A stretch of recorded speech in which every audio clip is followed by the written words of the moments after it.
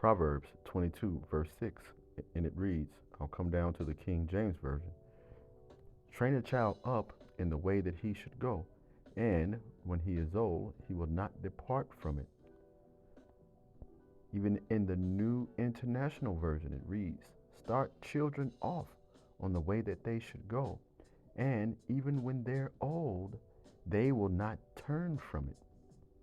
What we have to understand is parents in the wisdom and the knowledge, and we have the truth and the understanding of the scriptures.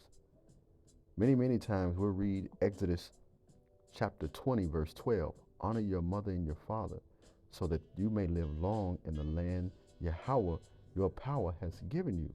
But we have an obligation too as well, to train our children up in the wisdom, the knowledge, the understanding of the word, of the scriptures, and who they are. All right? Because if we don't, what's the backlash of that? Sirach chapter 41, verse 7. The children will complain of an ungodly father. Not that I'm adding to the scriptures, but you can put mother in there too as well, right? Why is that? Because they shall be reproached for his sake. Why would they be reproached? Because your parents didn't teach you anything. They didn't raise you up in the wisdom, knowledge, and understanding of the Lord. That's why the children will complain of an ungodly father, because he wasn't walking in a laws, and statutes, commandments mixed with faith as well. Okay? What we have here is a prime example of that, of a child complaining of an ungodly father. And what I want you to listen closely to is the nationality of her father too as well. Because if you look closely, she appears to be a Jake of the house of Israel, right? But listen closely to what she has to say. Let's get right into the video. Dad, please know that while I'm grateful and highly aware of all that you've given this family, I still don't miss you. When you died, I felt like there was a hole. I missed something, but it wasn't you. It was the idea of what you could become. I missed being able to hope and wish that one day you'd turn a corner and see the world from my perspective. I missed the idea that one day you might help me fight for the things that matter. I missed my fantasy of you. Because when you died, it solidified the fact that you'll never be what you could have been, but only what you are. And what you are is a racist, misogynistic, xenophobic, Trump-loving, cis-straight white man. That is all you will ever be to me. And Dad, before you tell me to respect the dead, please remember that you disrespected and disregarded the lives and deaths of entire communities of people with your ideology. You told me to never back down, so I won't. You know for a fact that even against you, I'm not afraid to share my peace. You are everything I aspire not to be, and I refuse to stand up here and sing the praises of a man who was the paradigm of white supremacy.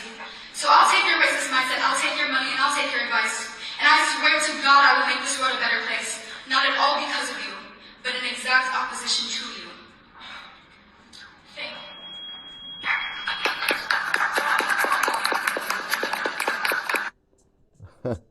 And I'm sure you brothers caught all of that too as well. She said her father was a white supremacist, racist, Trump-loving supporter, amongst other things she said. Let's come out of this, right? So, of course, she wasn't going to get trained up properly. However, that's still a prime example of a child complaining of an ungodly father, right? And I'm sure that after that was his eulogy that she spoke at. And I'm sure that because she, as the scripture says, because they shall be reproached for his sake, I'm sure she received plenty of reproach after that eulogy that she gave. And that's what many people have to understand, man. The Lord is putting a spirit on even the children of our oppressors to speak the truth about their fathers and what they've done and who they are. Let's go from there. Because of those of us who are in the knowledge and the truth, we have a job to do. Ephesians chapter 6, verse 4. And it reads, fathers, do not exacerbate your children. New Living Translation states, do not provoke your children to anger, but instead bring them up in the training and instruction of the Lord, right? Berean Study Bible states, do not provoke your children to wrath, right? Yes, we have dominion over them. We have rule over them. My son's a young man, close to being an adult, but still I handle him and engage with him like he's a young man, And I teach them about the Lord along the way too as well.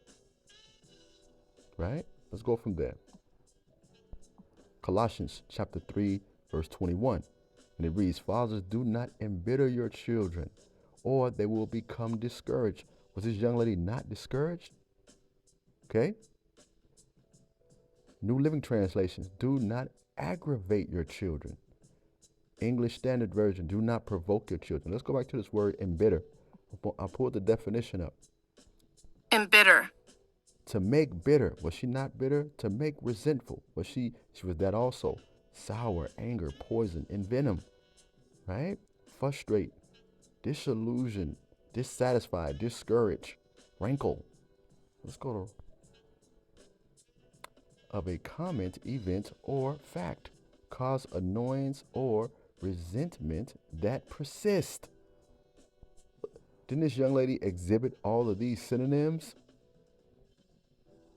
Man, the other one there, one more. Alienate. Cause someone to feel bitter, isolated, or estranged. Man. As I said, brothers, we have a job to do. Let me come back to this, right? Because if she did have a righteous parent, righteous mother and or righteous father and or mother, what does Proverbs 31 and 28 tells us? Her children arise and call her blessed.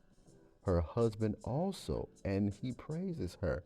The piece I want to make sure I point out here is her children arise and calls her blessed, right?